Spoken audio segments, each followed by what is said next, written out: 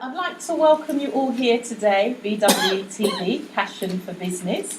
And today I'll be interviewing Michael Taplin. We're going to hear about his journey in business and his successes that he's achieved. So he'll be sharing some lovely tips with you. Welcome, Michael. Thank you. It's lovely to have you here. Glad to be here. Oh, that's wonderful. So the first question I'd like to ask you, Michael, is explain to the guests that are listening to you what type of business you were in and how you decided to go into that field.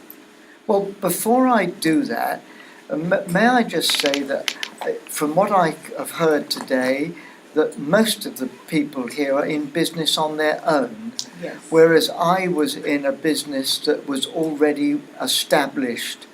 But the principles, whether you're on your own or whether you are employing thousands of people, are identical. Yes. So because of that, I don't want them to feel that it's not relevant, because it is. Excellent, thank you. So in answer to your first question, after I left full-time education, I went into a student apprenticeship in electrical engineering in a big factory.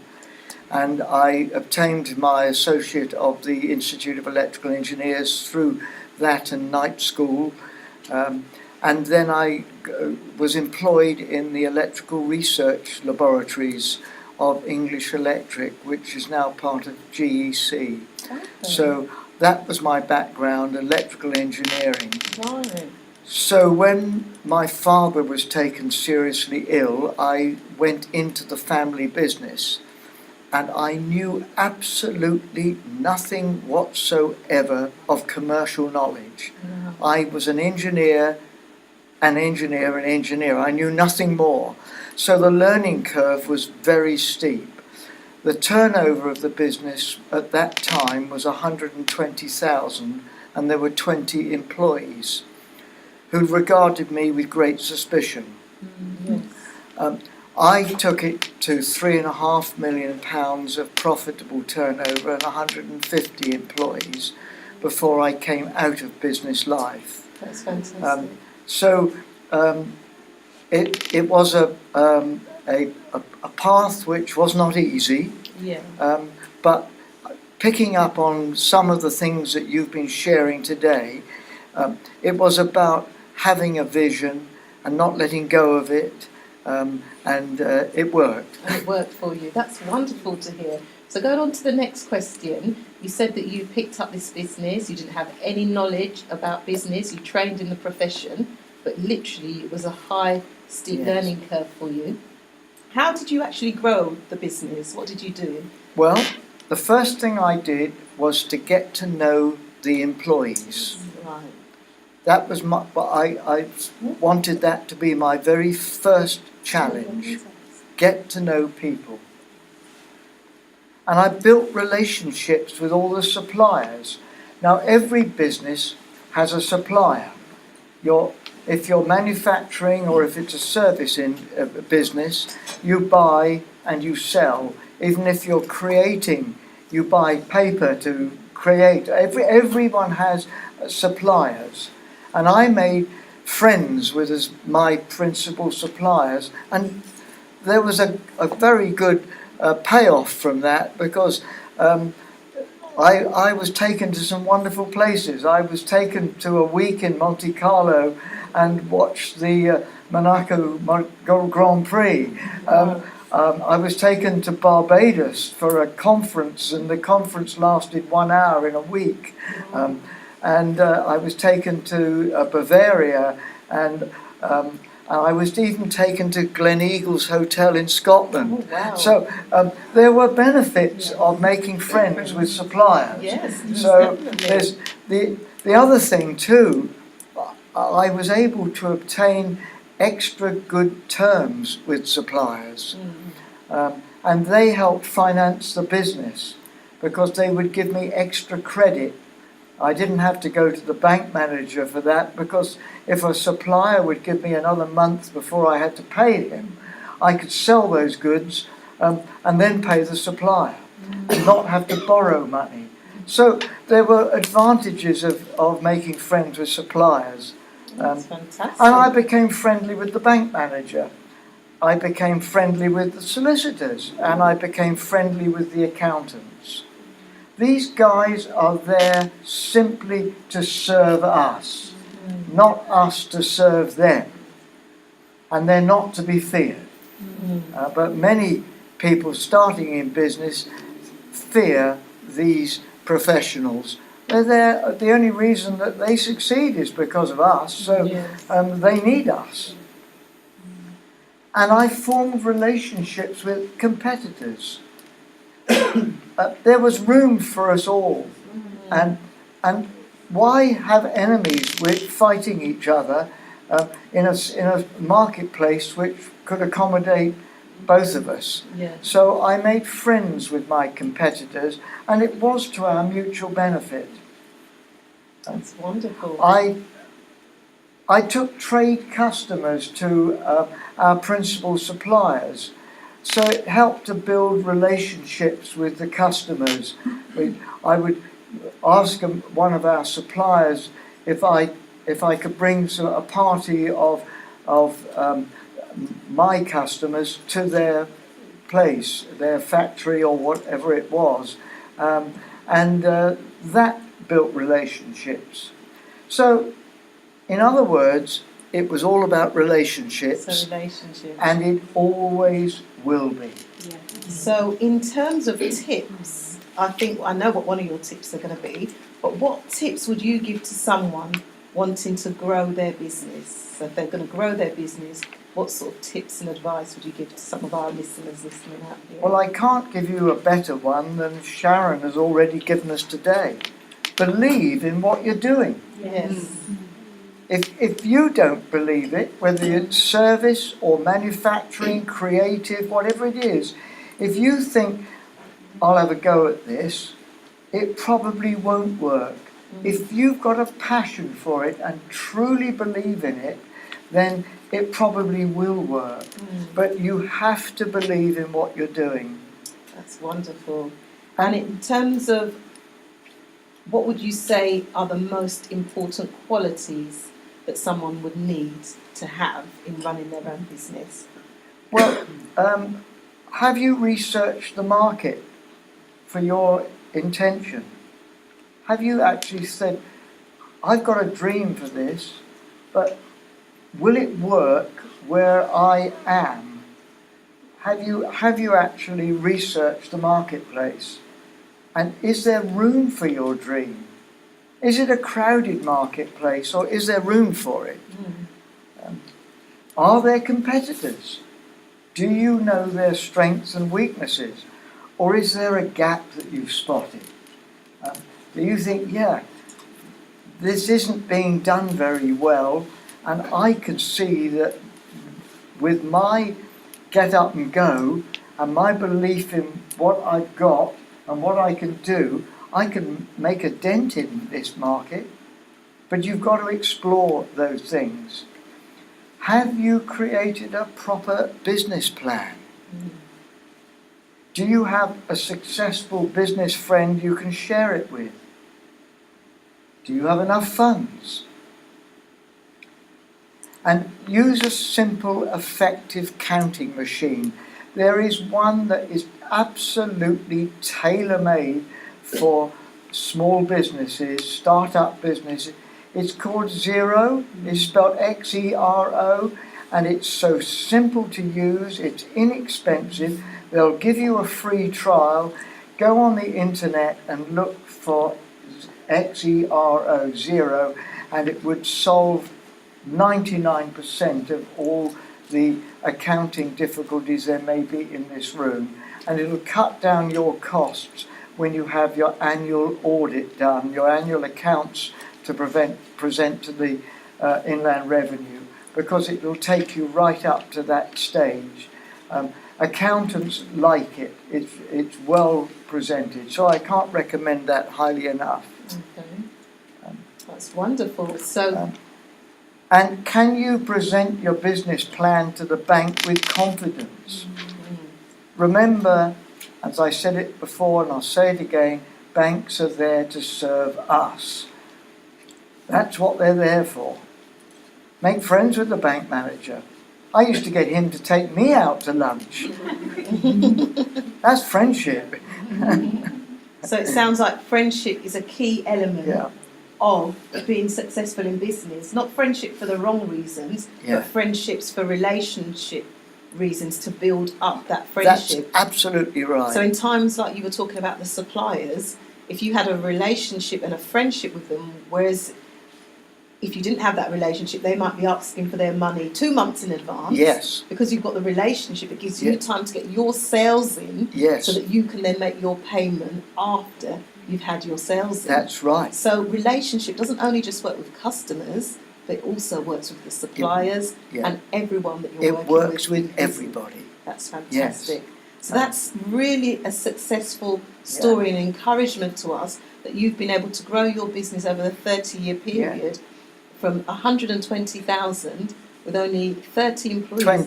120,000 with 20 employees. with 20 employees to 3.5 million with 150 employees. Yes. What Yeah. that also says to me is that people are the greatest resource. Yeah, you're taking the words out of my mouth. Yeah. If you don't project confidence and, inverted commas, sell your plan, don't expect the bank to be keen to invest in you.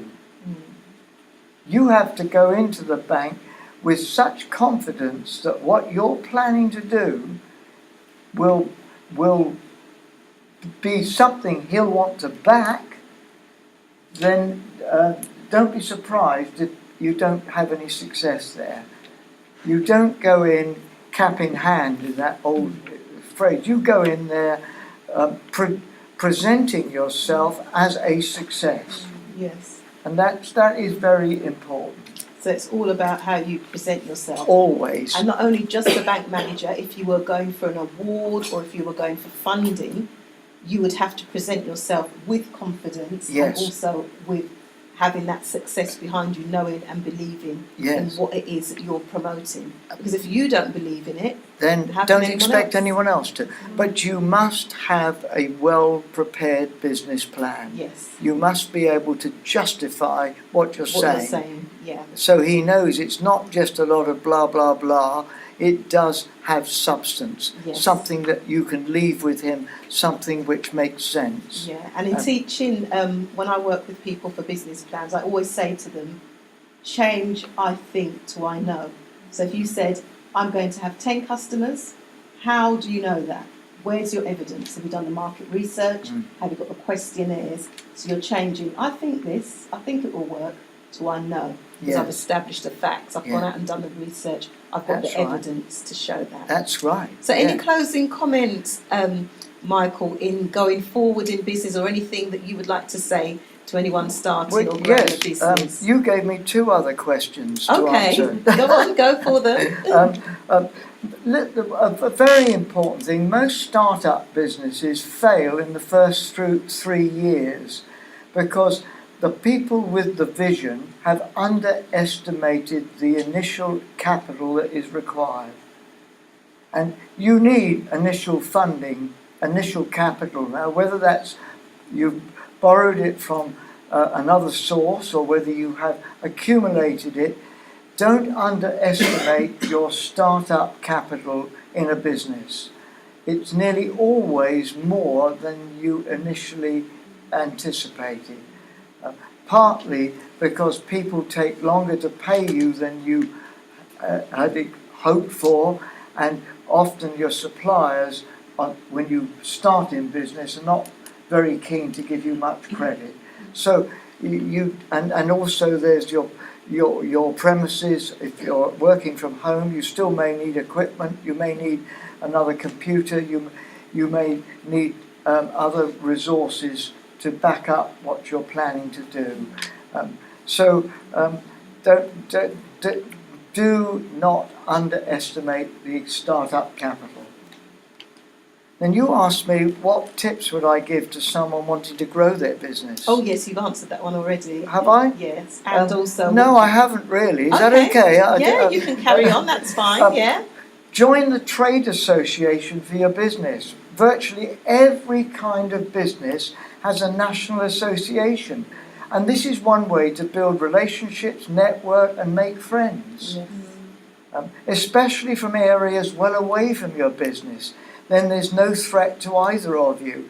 I actually, through networking with a national trade organisation, I made friends with other businesses similar to ours from different parts of the country. And we met 3 or 4 times a year. And because we didn't have any fear of competition, we opened our books to each other. We went to visit each other's premises and we shared experiences to our mutual benefit. So networking like that can be invaluable, whether you're on your own or you have a number of employees. And everyone who starts out, eventually you're going to have other employees. You can only go so far on your own. Yeah. So, don't think that what I'm saying to you is irrelevant, because it's not. It's the same principle. Go to trade shows or exhibitions, both public and trade, and consider exhibiting just like you did. And what a success in Birmingham. Yeah. So do consider that. Often you can rent a very small space at a trade show, or sometimes you don't need to have to rent a space at all. Depends on what it is, but it gives you an extra profile to your potential customers. There are some very good training films for staff by a firm called Video Arts. They're in London, and they are extremely good.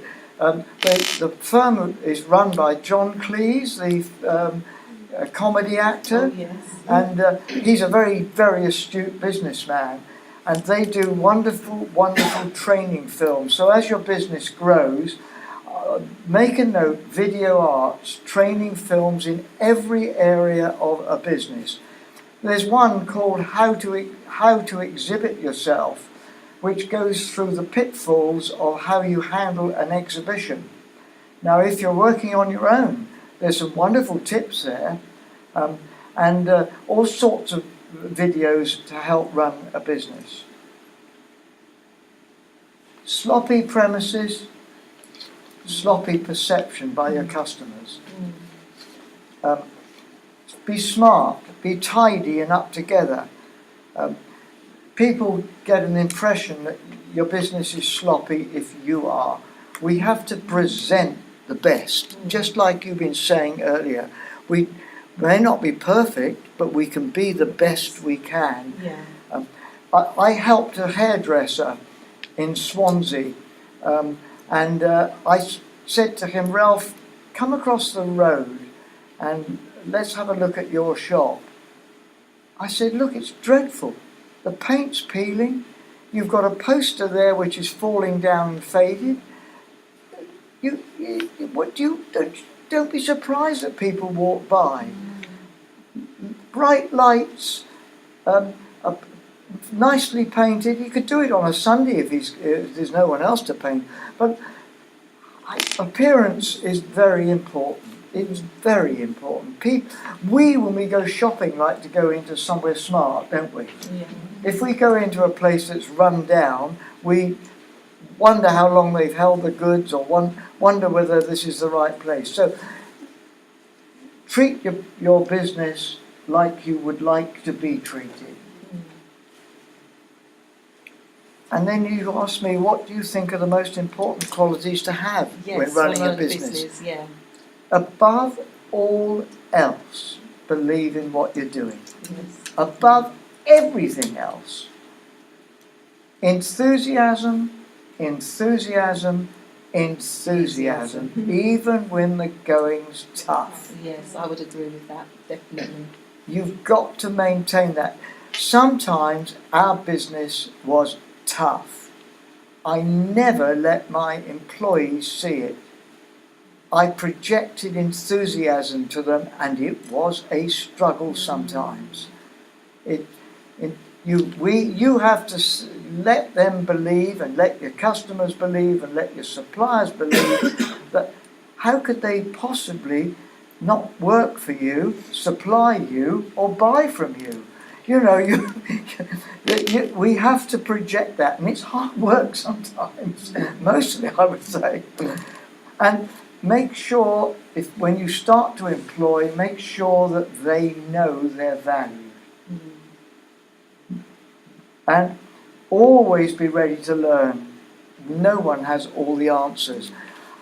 I used to go and sit in the workshops as many tea breaks as I could and listen and listen and listen, because I learnt so much from the people who were actually doing what I wanted the business to succeed in. So I listened and I learnt a great deal. Not always could I do what they wanted to be done, but I could say that is a very good idea. But have you thought about this? Or have you thought about that? But let's work on this. So it's all about people. And that has never changed from the time that business first started in biblical days till now, the 21st century. People, people, people. If you don't like people, go and work for someone else. Don't try and run a business on your own. Yeah, definitely.